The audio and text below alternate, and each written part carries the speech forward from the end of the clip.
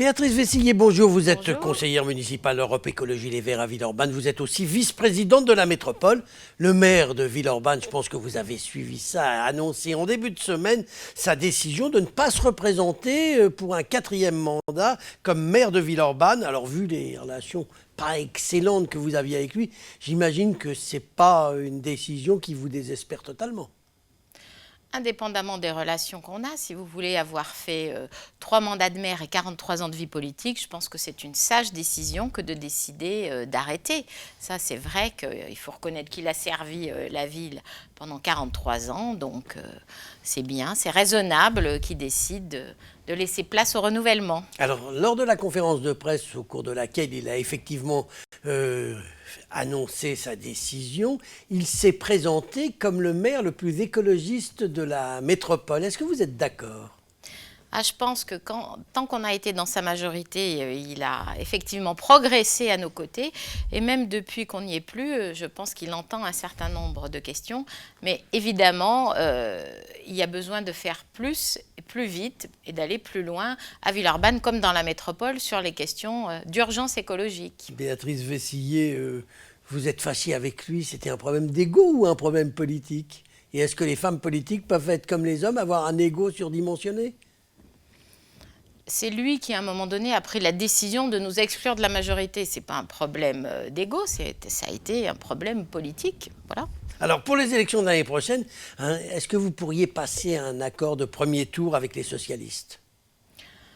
Écoutez, ce n'est pas le sujet du moment. Là, nous travaillons à Europe Écologie sur le projet à Villeurbanne, le projet métropolitain.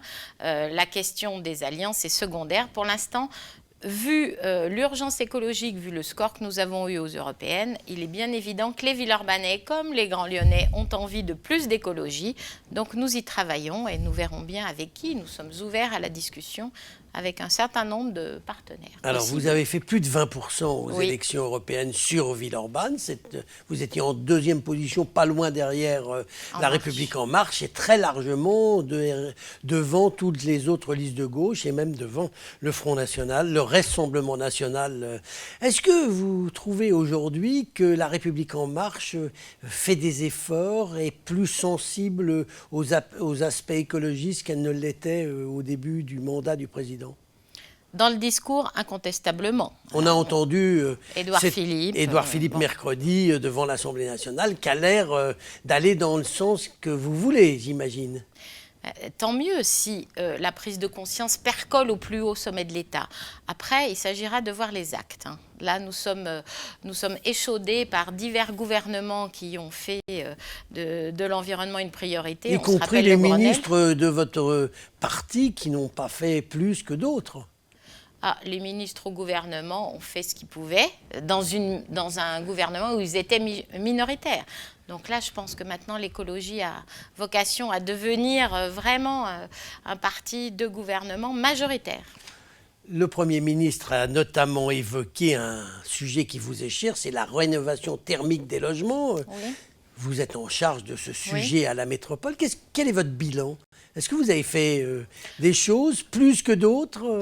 Incontestablement, on a fait sous ce mandat-là une politique très volontariste de rénovation de l'habitat avec Écorénov.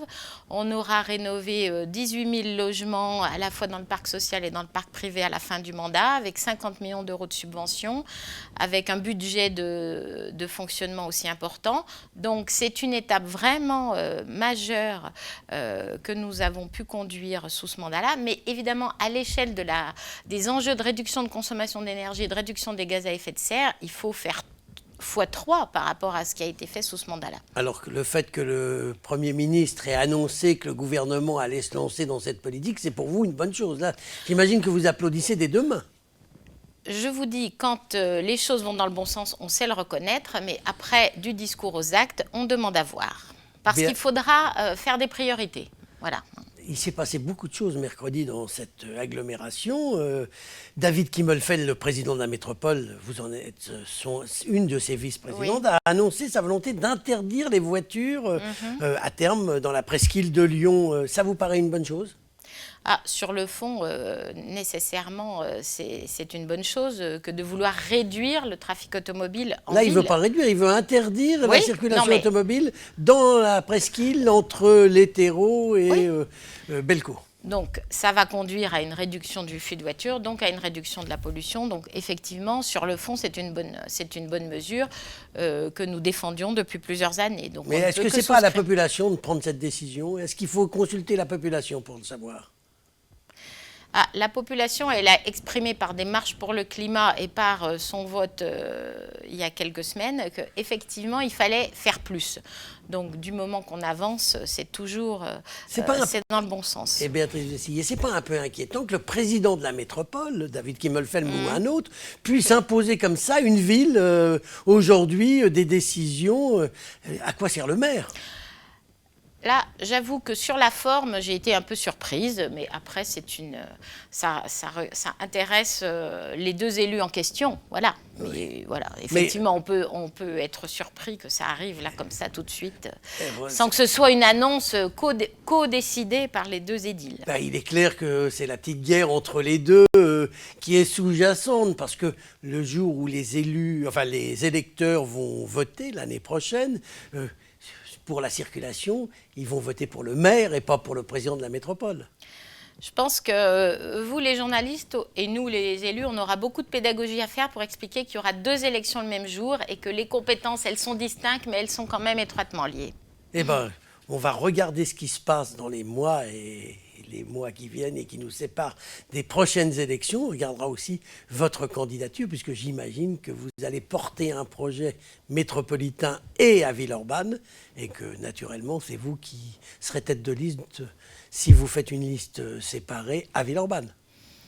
Les choses seront décidées en temps utile et nous en reparlerons. Eh bien, on en reparle quand vous voulez. Dès que vous avez pris votre décision, vous êtes ici la bienvenue. Béatrice Vessillier, je vous remercie. Merci de l'invitation.